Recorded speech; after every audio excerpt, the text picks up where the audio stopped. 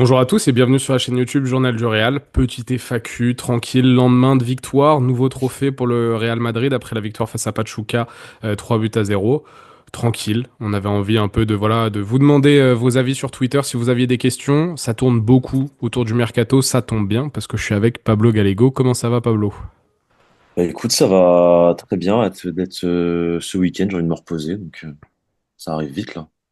Tu Juste, travailles pas ce falloir... week-end? Tranquille? Non, ce week-end je travaille pour le JDR quoi, avec vous, mais Mhm. en tout cas avec Flashcore, non, je travaille pas, non. Donc je travaille aujourd'hui jusqu'à minuit. Après, je me repose tranquille. Va falloir trouver un sujet de vidéo demain. Je pense qu'on va devoir refaire une FAQ vu comment il n'y a pas trop d'infos en ce moment. L'actualité est assez calme, bah, c'est Noël, hein, de toute façon c'est les fêtes. Faut que j'aille acheter les cadeaux d'ailleurs, toujours en retard. Bref, je te propose de commencer et de rentrer tout de suite dans le vif du sujet avec une question de Titi. Est-ce que on va offrir un maillot à la communauté pour la nouvelle année? Alors les gars, on va offrir effectivement un cadeau. Enfin, un maillot de foot à la commu pour la nouvelle année, oui, je peux confirmer, et pas que ça. Donc pétez-nous la barre de like, hein, si en tant que bon youtubeur, et si vous faites les 2000 likes sur cette vidéo, non mais voilà, pétez-nous la barre de like, etc. Continuez à nous follow, puis bien sûr qu'on Il y aura, on peut il y aura un cadeau la semaine prochaine. Je vais lancer un une sorte de jeu giveaway. concours. Ouais, un jeu concours la semaine pour lundi pro. Je pense que je vais le lancer au dimanche. Enfin, ouais, parce que dimanche, il y a le match, ouais, plutôt lundi pro. En espérant que ça puisse plaire. Effectivement, le maillot plus pour la nouvelle année. Donc pour la semaine Très bien. suivante. Bon bah voilà, des bonnes petites nouvelles, des sujets un peu plus légers. Et avant de tomber un peu sur les questions mercato et profiter un peu de tes infos ou autres, même si on sait que l'actu est assez froide en ce moment et qu'on va peut-être un peu faire du réchauffé, mais rappeler certains faits. Il y a Real Madrid Actu qui nous pose une question. Et si on n'allait pas chercher la Liga cette année malgré tout? Comme dirait Kylian Mbappé, on est là. On est là, hein. Comment dire, ouais, fin de première partie de saison à un point de l'Atlético de Madrid et du Barça d'une manière assez, on va dire, fantastique, extraordinaire, parce que moi, personnellement, je n'y aurais pas cru vu le football proposé et vu le jeu de l'équipe globale, le jeu collectif. Maintenant, il y a d'autres équipes en face qui ont également fait des faux pas. Le Barça, l'Atlético qui a mal commencé, mais qui est là sur une bonne lancée. À voir comment eux, ils vont tenir aussi en deuxième partie de saison. J'y crois pas trop. Je pense pas qu'ils ont les reins pour. Moi, je pense qu'à partir de février, l'Atlético de Madrid, ça va se dégonfler. Le Barça, ça a déjà commencé un petit peu. Maintenant, comme vous le savez, hein, le Barça, c'est la meilleure équipe du monde et ça reste quand même une équipe qu'il faut toujours respecter parce qu'ils ont de grands joueurs, un très grand entraîneur, Lamine Yamal qui a fini cinquième au The Best à seulement 17 ans, qui a gagné l'Euro. Voilà. Est-ce qu'on peut aller chercher la Liga? Oui, mais il faudrait que l'Amérique du Monde, le Barça, continue de perdre des points, chose que je ne crois pas. Vraiment. En vrai, l'Atlético, sur cette course aussi, l'Atlético a surfé sur une bonne dynamique avec un calendrier aussi assez avantageux. On va voir ce que ça vaut là contre le Barça ce week-end et on verra ce que ça vaut aussi avec l'enchaînement des Tu veux que je te matchs dise? janvier, février et tout. Tu veux que je te dise ce que ça va, ce que ça va valoir contre le Barça, là? Bah, non, mais ils vont perdre comme d'hab. Enfin, rien de Bah voilà. surprenant, quoi. Il y a rien de surprenant. Non, mais C'est vrai l'équipé test du pour eux. Barça. Non, mais ils vont perdre. Ils vont perdre. C'est à Barcelone. Ouais, je crois. Bon, si c'est à Barcelone, il Attends, y a une petite chance pour qu'il y ait match nul. Mais si c'est à Madrid, ça finit 2-0 pour le Barça. je te dis C'est toujours ça. pareil. C'est au Barça, ouais. Ouais, donc, bon, allez, un match nul, pourquoi pas à Barcelone, parce que généralement, c'est vrai qu'ils arrivent à poser des problèmes là-bas. Mais alors, si ça avait été à Madrid, victoire du Barça assurée dans son camp d'entraînement numéro 2. Et puis voilà, le Real, de toute façon, il faudra trouver cette régularité. Le Real, à chaque fois qu'ils ont été champions, c'est une question de cycle et de bonne dynamique. Il faut, l'année dernière aussi, il y a eu une grosse période, malgré la bévue au Wanda Metropolitano, le Real avait très vite enchaîné sur des succès, et avait créé cette bonne dynamique. Il faudra que ça se reproduise en janvier, Non, mais février. plus sérieusement, voilà, je pense qu'effectivement, le début de saison, enfin, le début d'année, la 2025, comme tu le dis, il faut enchaîner. Il faut enchaîner, il faut se mettre en confiance. Il faut que les joueurs, par se mettent en confiance. Moi, je vois de bonnes choses là depuis 2, 3 semaines. Je me dis, ça peut amener du mieux en 2025 avec Mbappé, Vini, Bellingham, Rodrigo qui revient très en forme. Tu voulais faire une vidéo sur lui aujourd'hui. Je t'ai dit on verra ça un peu plus tard, mais Rodrigo aussi, hein, que je trouve encore un peu tiède. Mais oui, Rodrigo a marqué un beau but hier, par exemple. Il en a Puis déjà mis pas mal cette saison des beaux buts, ouais. Et puis malgré ses blessures. il faut surtout trouver une stabilité au milieu de terrain. Je pense c'est que les joueurs évitent les blessures, quoi. Parce que si Kama se répète 2 mois, c'est relou. Les blessures, c'est un gros sujet. Je te propose de passer, on continue un peu sur cette même lancée. C'est une question de Karim que je connais bien, donc petite dédicace. Comment appréhendez-vous la deuxième partie de saison des Merengues avec la Coupe du Monde des clubs, notamment en mire? Est-ce que c'est vraiment un objectif? Oui, c'est un objectif. Le Real Madrid a pour objectif de tout gagner. Donc, bien sûr que c'est un objectif. Et moi, je pense que le Real Madrid a mis en place, en tout cas son département de préparation physique, a mis en place tout un plan qui dure du mois d'août jusqu'au mois de juillet de l'année prochaine, dans le but d'avoir les joueurs à leur meilleure forme physique dans les derniers mois. C'est peut-être pour ça aussi qu'on voit un Real Madrid parfois euh, pas bon dans l'intensité dans certains matchs, En mode pas sénateur. Hmm. voilà, en mode on gère, un peu comme hier contre Pachuca et comme on l'a vu plein de fois cette saison en Liga, notamment face au Rayo Vallecano. La première mi-temps du Rayo Vallecano elle est catastrophique. Au-delà des défaillances aux deux postes de au latéral gauche et au latéral droit, effectivement, pour moi, sur ce match-là, ils sont très mauvais. Fran Garcia et Lucas Vasquez, c'est vrai, mais les joueurs, le groupe commence le match de manière totalement apathique. On gère, on est à Vallecas, tranquille, c'est une petite équipe. Non, c'est pas comme ça. Maintenant, malgré tout, ils ont réussi à gratter un point qui, au bout du compte, est un beau résultat vu que le Barça a perdu. Oui. Après, la prestation, elle est Quand horrible. t'es Moi, factu... Ah, mais la c'est un des pires prestation, elle est matchs que j'ai vu en termes cata, d'attitude, performance cata, individuelle et tout. catastrophique l'attitude. Complètement catastrophique. Et on peut parler aussi de l'arbitre. Pour moi, il y a penalty. Il y a deux pénaltys qui sont pas suivis pour le Real Madrid, certes, mais ça sert à rien de se cacher derrière l'arbitre sur cette rencontre parce que pour moi, la faute principale ce soir-là, ou ce jour-là, c'était les joueurs qui ont joué. Prestation, l'animation et tout. Et l'arbitrage a été dégueu dans les deux sens. Enfin, en fait, l'arbitrage Ouais. d'un point de vue global a été dégueu. Oui, il y a la polémique autour de Vini, évidemment. Et on en Et a fait une vidéo, Brahim, hein, de toute façon. Pareil, Brahim juste avant. on en a fait une vidéo où, voilà, dire que le timing, en tant que fan. Et puis, on avait vu la réaction globale des fans du Real qui étaient en mode arrêtez de vous cacher derrière l'arbitrage. Ok, c'est chiant. Ok, ça fait plusieurs fois. Très bien. Mais là, c'est la prestation qui est pas bonne. On voit que malgré tout, il y a un consensus autour du fait qu'il faut que ça s'améliore au niveau de l'attitude. Et Et bizarrement, pas forcément des bi- résultats, mais. ce jour-là, Mbappé n'était pas là. Ouais, après, il y a Comme aussi des matchs où quoi, où Mbappé, il non était mais là, ouais, Liverpool, Athletic non Club, mais bon. non mais ce que je veux te dire, c'est que parce que cette saison, on a beaucoup mis la faute sur Mbappé, beaucoup mettent la faute sur Mbappé par rapport à l'image du Real Madrid quand on parle d'intensité, quand on parle d'attitude, quand on parle de groupe collectif, etc. Comme quoi, voilà, le collectif de la saison passée n'est plus. Bah, là, Mbappé, il n'est pas là et l'équipe, c'est la même qu'on voit depuis le début de saison, en tout cas à Vallecas. C'est que c'est pas le seul à pointer du doigt, que c'est un problème d'attitude collective et que Exactement, voilà, il y a des individualités qui flanchent certes ou qui sont pas toujours, qui répondent pas toujours présents, mais c'est vraiment un problème collectif. bien sûr. Et que même j'ai la sensation que même tactiquement, ça peut pas forcément se corriger. C'est vraiment l'attitude, c'est réussir à mettre le groupe en place. Je propose de passer sur une question un peu toujours dans le même style. Est-ce que si on gagne un ou plusieurs trophées cette saison, par exemple la Liga ou autre, est-ce que Carlo Ancelotti sécurise sa place pour la saison prochaine? Et ça, c'est une question de Cacti Junior.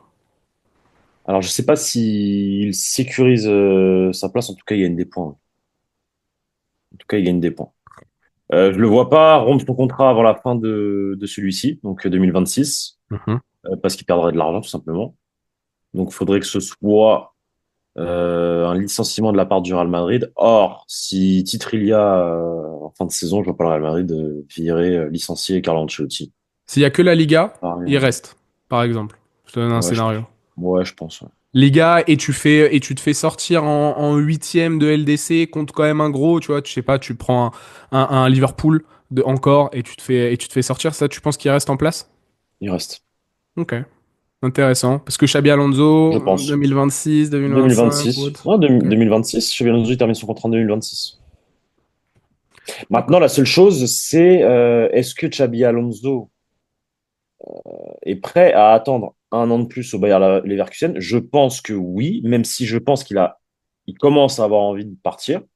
Maintenant, je pense qu'il serait capable d'attendre un an de plus parce qu'il sait que la suite, elle est pour lui.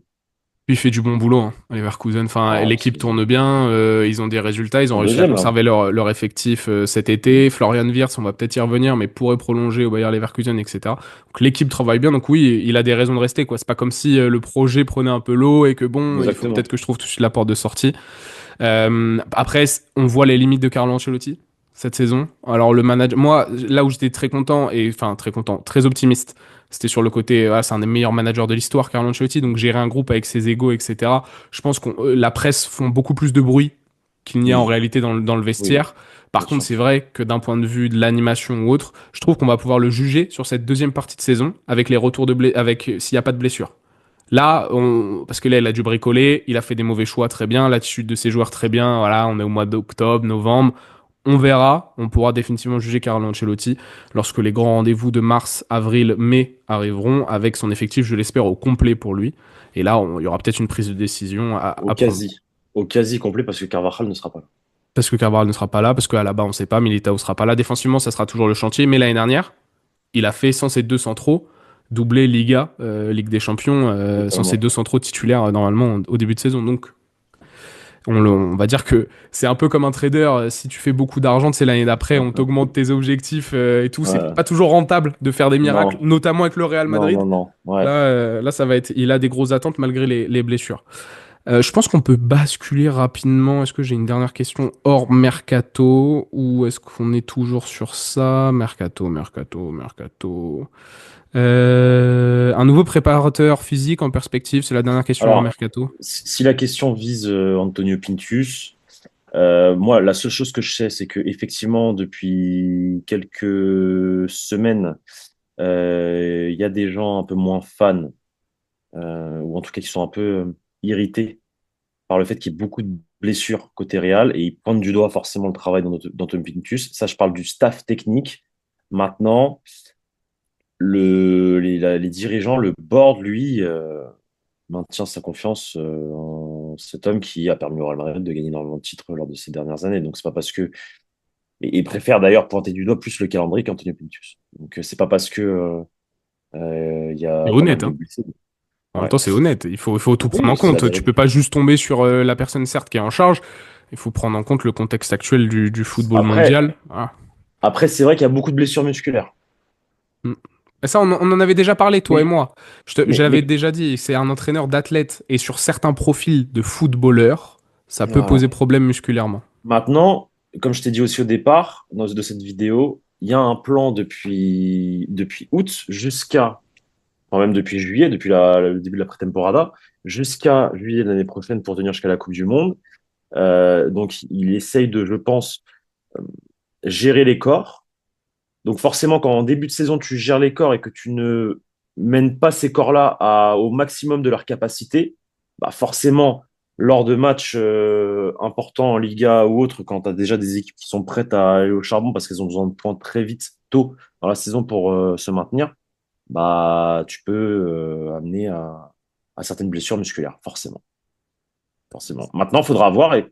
En fait, la réponse, elle va être toute simple. Si le Real Madrid finit comme tous les ans, comme un avion de chasse en fin de saison, c'est parce que le plan aura fonctionné, en fait. Parce que c'est la vérité. À chaque fois, chaque saison, c'est ça. C'est début de saison compliqué, physiquement, truc, on tient, mais ça tient quand même. Ça tient, ça gagne des points parce que le talent, parce que ceci, parce que cela. Et fin de saison, les mecs, ils sont intenables. On l'a Mm. vu Vinicius l'année dernière. À part Bellingham qui avait son problème à l'épaule et qui a été limité malheureusement en fin de saison dernière. Mais le Federico groupe, Valverde généralement, aussi, monté en euh, puissance et tout. tous. Écoute, c'était une question d'ailleurs, je l'ai pas cité, mais de Teguilen. Merci pour ta question. On va ouvrir le dossier Mercato. Beaucoup, beaucoup de questions autour de ce sujet. J'ai envie de te lancer tout de suite avec une question qui m'a fait sourire et tu y répondras si tu le souhaites. Mais qui est ce fameux numéro 9 ciblé par le Real Madrid? C'est une question de Rémi Chaussonnet. Alors, ciblé, je sais pas si c'est le mot ciblé. Je pense que c'est juste un joueur qui est dans une longue liste d'attaquants de numéro 9 que le Real Madrid a. J'ai eu la chance d'avoir son nom, mais malheureusement, je peux toujours pas rien dire. Donc, Moi, je suis un mec carré. Tant que je peux pas dire les choses, je les dis pas. Alors, je vous dis juste que c'est un très bon attaquant, que beaucoup le connaissent, mais je le dirai si je peux le dire un jour. Un Si vous championnat, voulez. quelque chose? Ou le championnat, il Ouais, donne trop d'indications, je peut-être. ne dirai, je ne dirai rien, parce que si je te dis Première Ligue, tu vas savoir. Mhm. Ou même Bundesliga, ou même Serie A, ou même, je sais pas moi. Ah, tu sais quoi? J'ai envie de faire un truc. Tu me dis oui ou non, t'es pas obligé de répondre. Je te fais une liste de 10 attaquants. Et tu me dis s'il est dedans. Harry Kane, Victor Osimhen, celui qui est en pleine bourre en ce moment, Gyökeres, notre ami Lautaro Martinez, qui est lui aussi qui sort d'une saison extraordinaire avec l'Inter, Raphaël Leao, attaquant, c'est pas un vrai neuf, mais vas-y, on va le mettre dedans. Moi, je te parle de neuf. Ouais, de pur neuf, très bien. Pour rire, Mauro Icardi, il joue encore au foot pour ceux qui ne le savaient pas. Edin Dzeko joue aussi en Turquie et c'est un de mes joueurs préférés, donc j'ai envie, tu sais quoi, pour la première fois de l'histoire sur la chaîne, de le caler. Erling Haaland, Holmund, et le dernier, qu'est-ce que je peux te sortir? Un retour de Karim Benzema. Mais là, tu réfléchis pas comme un recruteur du Real Madrid. Quand tu me dis des Non, non, Dzeko, des Icardi, je te balance 10 noms. Est-ce que, par exemple, il est dedans? t'as oublié Jonathan David, qui est en fin de Jonathan contrat à David, Lille. signature en fin de contrat. Après, franchement, bon joueur de football, mais pas titulaire au Real Madrid pour moi. Ouais. Écoute, je peux pas répondre. Donc faites les conclusions que vous voulez, c'est peut-être qu'il est dedans ou pas, mais Ou voilà. pas, Mais ou pas, ou pas. ou Mais en pas. tout cas, voilà, ce sujet, Pablo garde ses sources et il fait bien, dans tous les cas. Mais voilà, on peut pas vous donner plus de détails malheureusement, mais évidemment que c'est peut-être un des chantiers du Real Madrid, comme d'autres postes, notamment celui du latéral droit. On a une question de Mérez Ramdani. Bonjour, avez-vous des infos concernant le poste de latéral droit, un éventuel recrutement au mercato d'hiver, ou est-ce que l'option de Fede Valverde, arrière droit, c'est aussi une possibilité à l'avenir? Bah, j'espère que l'option de Fede Valverde arrière droit sera l'option numéro 1 à partir du début d'année 2025 s'il n'y a pas de recrutement cet hiver parce que Lucas Vazquez, le niveau il est catastrophique. Il le précise dans Maintenant, son tweet. J'ai voulu éviter encore une fois de ouais. tirer sur Non, non, mais enfin, c'est factuel, hein, faut le dire. Moi, ça me fait de la peine parce que c'est un joueur que j'apprécie énormément, soldat. mais c'est un soldat. Mais je pense que c'est un très bon joueur que tu as En rota. en, en rota et pour rentrer à la 70e pour retenir. C'est un soldat et qui peut te créer des différences comme il fait souvent avec un petit crochet dans la surface de réparation et te petit un penalty parce qu'il est très intelligent. Maintenant, pour tenir 90 minutes, c'est compliqué. Il a plus trop les jambes. Donc j'espère que Fede Valverde sera le choix numéro 1 au poste de latéral droit. Du coup, tu perds un soldat au milieu de terrain, faudra bricoler, bref. Maintenant, est-ce qu'il y a une possibilité cet hiver de recruter? Moi, tout ce que je sais, c'est que Trent Alexander-Arnold, c'est le dossier le plus avancé. Euh, et je veux pas dire oui ou non, parce qu'en vrai, on sait jamais. En vrai, on sait jamais. Alors, moi, je pense pas. J'ai pas d'infos, hein. Je sais juste que c'est très avancé et que, en tout cas, pour cet été, c'est la piste la plus chaude. Maintenant, je pense pas que le Real Madrid tentera quelque chose cet hiver, tout simplement parce qu'aussi Liverpool, je les sens pas chauds pour vendre, malgré Zéro tout. intérêt. Voilà. Maintenant, on sait jamais. Franchement, je pense pas qu'ils sont à 10, 20 millions, 30 millions, même près, Liverpool, dans leur compte. Ils sont en Je train sais de faire pas. une saison où ils sont sur tous les tableaux. Ils sont considérés comme la meilleure équipe d'Europe. Alors certes, ils ont Tu veux le que je te jeune... spoil un truc? Vas-y. Ça va pas tenir. Non, mais... Alors ça, tu sais quoi, moi, Liverpool, j'ai quand même une grosse confiance, non pas forcément en Arne Slot qui découvre le très haut niveau ou autre, mais c'est un groupe qui se connaît bien. Il y a toujours Ouais, ses ouais, leaders. Ils sont en dernière année de contrat, tous. En fait, il y a un contexte. On n'est pas ouais, le journal de ouais. Liverpool, mais il y a un contexte qui me fait dire que c'est un peu une sorte de last dance très bien parti. Et que quand tu vois qu'Arsenal, Patrice Evra, il a bien raison en disant c'est une saison Netflix, faut toujours attendre la saison d'après, parce qu'au final, ils font jamais rien. City peut évidemment revenir, mais Liverpool solide. Liverpool, en fait, ça va. Je pense que ça va tenir en première ligue, Ah oui, ah mais oui. ça va pas tenir pour le reste, je pense. De toute façon, la Je Ligue des pense. Champions, c'est imprévisible cette année avec la nouvelle C'est formule et compliqué. tout. C'est Hmm. compliqué de savoir si. Et les clubs anglais, c'est toujours le même problème, hein. La première ligue est tellement importante que finalement, C'est ça. Et je te dis autre chose. Je te dis que si le Real Madrid rejoue Liverpool en phase aller-retour, c'est autre chose. Le Real Madrid est favori. Parce qu'en face aussi, ça se Mais sent un peu. contre qui sur un match aller-retour, le Real Madrid n'est pas favori entre guillemets. Et le Bah, City de ces dernières années, qui était largement considéré comme la meilleure équipe du monde, qui a remporté la Ligue des Champions aussi, donc qui avait ce crédit, cette légitimité de se pointer face au Real et de dire, je vous regarde droit dans les yeux, si ce n'est même un peu supérieur, parce que bah, sur les dernières années, on est quand même au-dessus. meilleur. Et là, Liverpool, même s'ils t'ont battu et tout, ok, donc sur l'historique récent, il y aura forcément un peu cette pression de dire, bon, on s'est fait manger une fois. Hmm. De ce qu'on avait entendu aussi dans le vestiaire et tout, les joueurs avaient un peu conscience de que ça allait être très dur face aux Reds. Exactement. Mais Hmm. là, sur un match double confrontation, le Real, ils doivent arriver en bonbon, comment on dit? En bombant le torse. Ouais, en bombant le torse, quoi. Ils doivent pas. On est les tenants du titre. On a 5, 6 Ligues des Champions sur les 10 dernières années. Allez, c'est bon. Totalement d'accord avec toi. Et surtout que même d'un point de vue football, moi, Liverpool, ils ont un très beau collectif, ça joue bien, tout ce que vous voulez, mais je trouve pas que ce soit un rouleau compresseur, on va dire. C'est pas un rouleau compresseur. Et c'est unique. Alors, ça joue bien, hein, ça joue très, très bien. Je pense que il y a aussi un contexte effectivement, en première ligue, des clubs comme Arsenal et City qui font un début de saison très compliqué. La preuve, Chelsea est deuxième, City est cinquième. Mais tous les jours, dans un monde normal, City est premier, à mon sens. À Ouais, mon avec le sens. mercato qu'il y a Ou eu et alors, tout.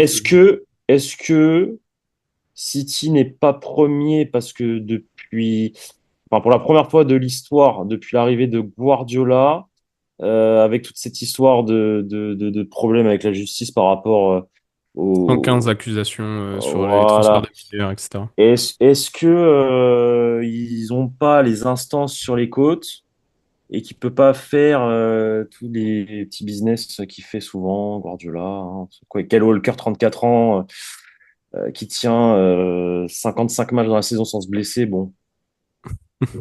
Après, il y a tout un investissement qui n'a pas été fait. Ils ont beaucoup vendu, peu acheté cet été. Ils ont des comptes plus que dans le vert, d'ailleurs. Je crois qu'ils ont une balance positive. C'est le club qui a le mieux Et vendu. pourquoi ils ont pas acheté cet été? Oui, bah parce il y a tout, plein de choses qui planent au-dessus de leur tête. Ils ont une épée Damoclès aussi. Puis je pense qu'ils ont pas voulu. Eux aussi sont un peu dans ce principe de last dance. On sait que Bernardo Silva, il est potentiellement sur le départ. Kevin De Bruyne aussi. Hmm. Voilà. C'était un peu une sorte de barreau d'honneur pour des légendes désormais du club de Manchester. Mais Effectivement. on va peut-être pas plus s'attarder sur le sujet. En Non. tout cas, Alexander Arnold, évidemment, piste très chaude, mais peut-être plus pour cet été que cet hiver. J'ai un autre joueur espagnol, parce qu'on a vu un peu dans les médias volonté de redonner un peu comment on dit? De nationaliser l'équipe, entre guillemets, sans vouloir rentrer dans la politique, mais voilà, d'avoir un peu plus d'Espagnols au Real Madrid. Zubimendi a été l'un des noms qui est ressorti pas mal de fois, joueur de la Real Sociedad, milieu défensif, profil technique intéressant, on l'a vu à l'Euro aussi, avec du temps de jeu, il faisait partie des premières rotations de Luis de la Fuentes. Est-ce que c'est une réelle piste pour l'été prochain? C'est une question de Noah Baer. Je me suis pas renseigné sur le dossier Zubimendi, mais je crois fort en les informations des différents médias qui ont fait fuiter certaines choses concernant Zubimendi. Donc oui, il y a un intérêt du Real Madrid par rapport à Zubimendi. Bon, la seule chose que je peux dire, c'est que ça pousse fort du côté de l'Angleterre pour Aurélien Tchouameni. Et comme on l'avait raconté il y a quelques semaines maintenant, le Real Madrid se pose des questions concernant Aurélien Tchouameni. D'ailleurs, on a vu qu'à partir du moment, bizarrement, on a sorti le papier au meilleur moment d'ailleurs. On sort le papier, on explique que voilà, il y a des problèmes. Enfin, Aurélien Tchouameni a un physique qui fait poser Fragile. certaines questions fragiles, etc.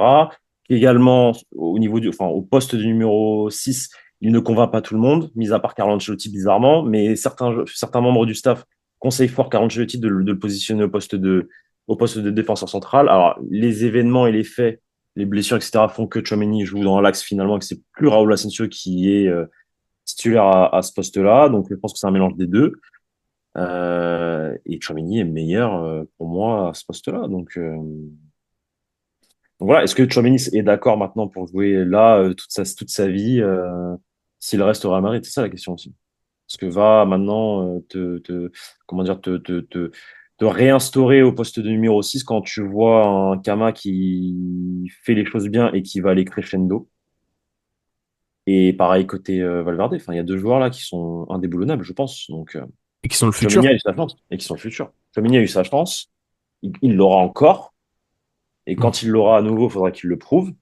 Mais en tout cas, ce qu'il nous a montré jusqu'à présent, bah, c'est poussif. À ce poste-là, en tout cas, tu vois. Mm. Encore une fois, pour moi, c'est pas un 6, donc c'est peut-être aussi ça la raison, hein. Moi, pour moi, Ouais, c'est plus un joueur, c'est un 8. Donc, c'est là où il était bon à Monaco. ouais, mais putain, moi je le vois mal en 8 désormais. Avec, je sais que Ah Monaco, bah, j'ai vu des très bons c'est passages fou. aussi.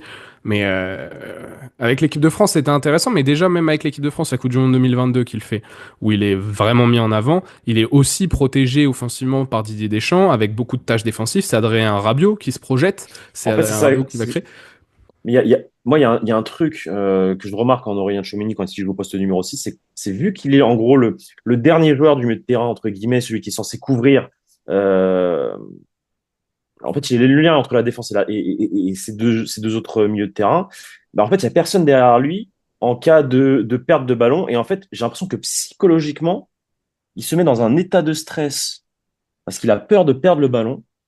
Et c'est ce qui provoque, bah, je sais pas moi, une mauvaise passe, un contrôle trop lent, une volonté ou non d'aller chercher le ballon parce qu'il a pas envie de se foirer non plus, parce qu'il se dit, ah, là, si je me foire et que je me fais dribbler, bah, derrière, il y a personne pour aller chercher le ballon, mis à part les défenseurs, mais du coup, ça fait un trou, tu vois.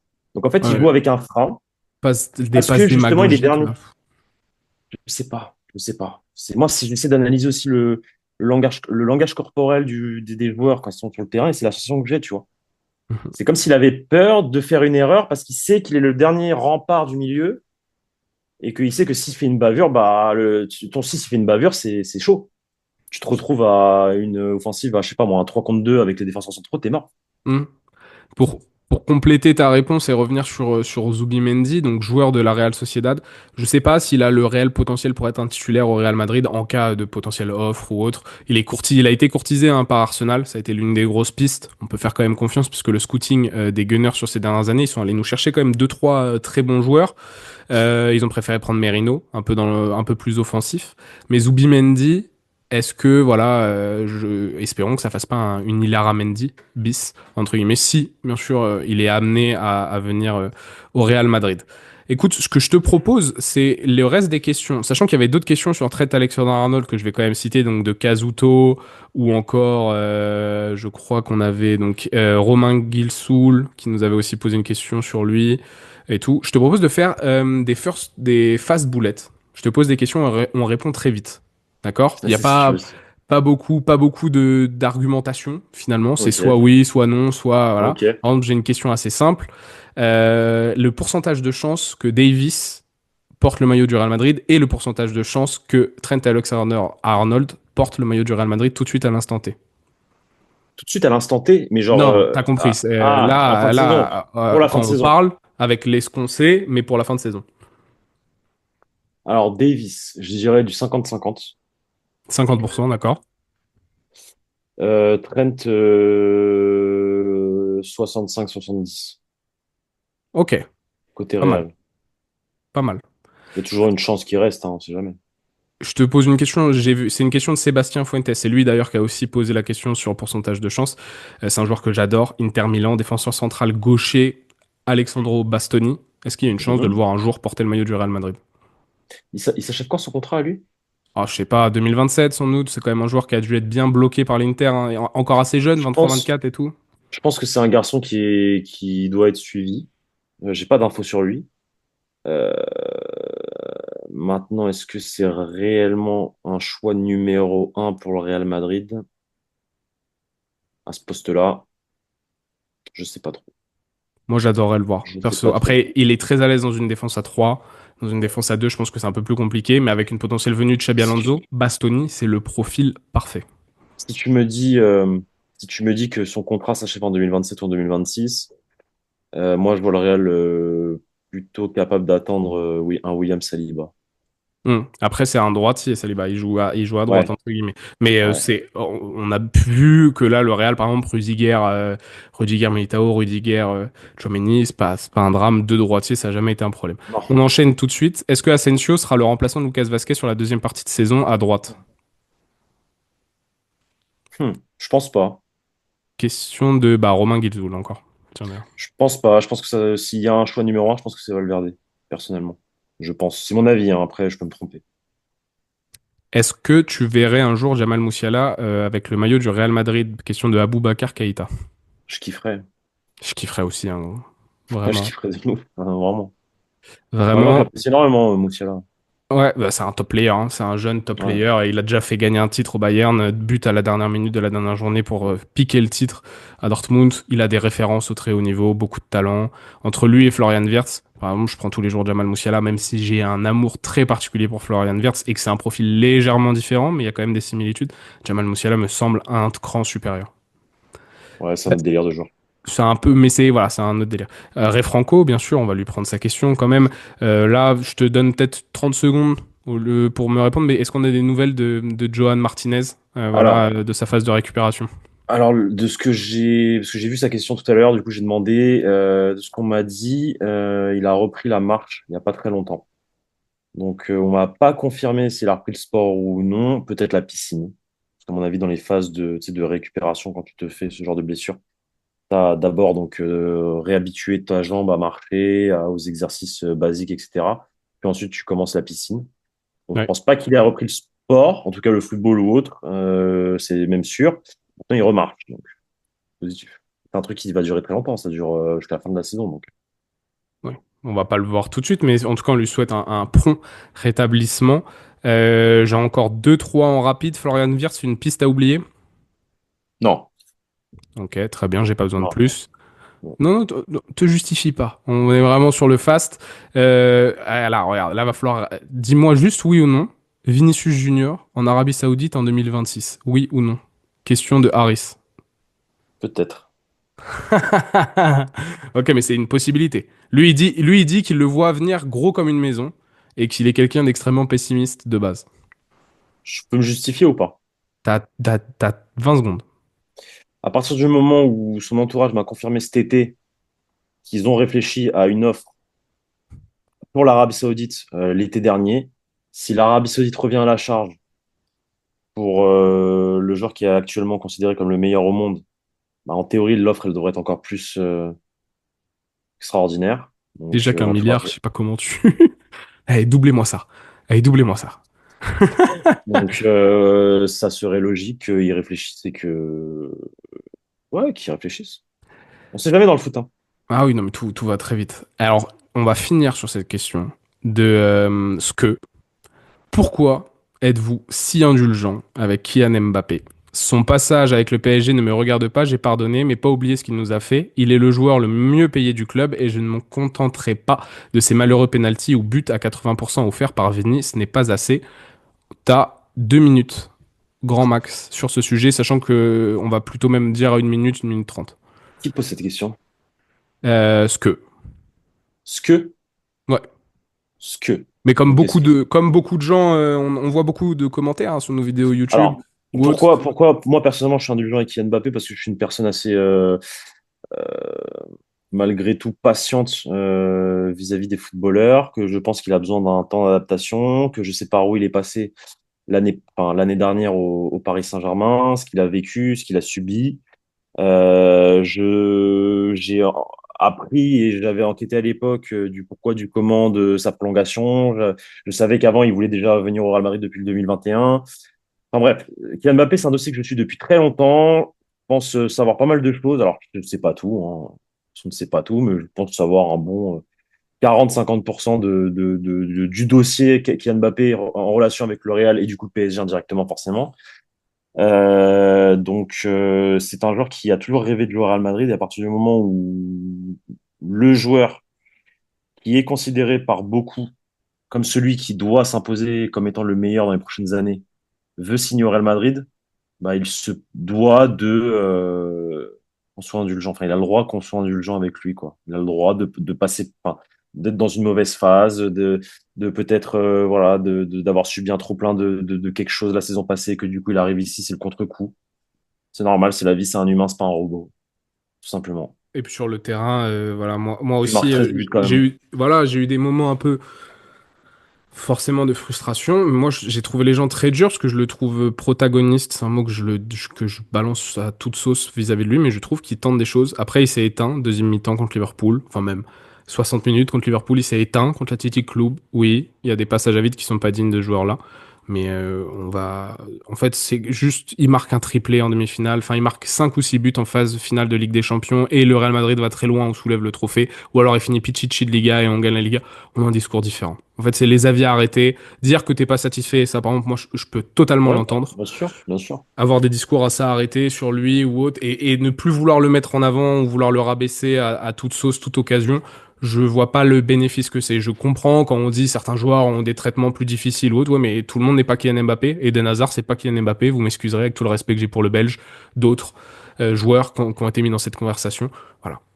Écoute, il nous reste 1 minute D'accord. 45 avant que tout cela coupe.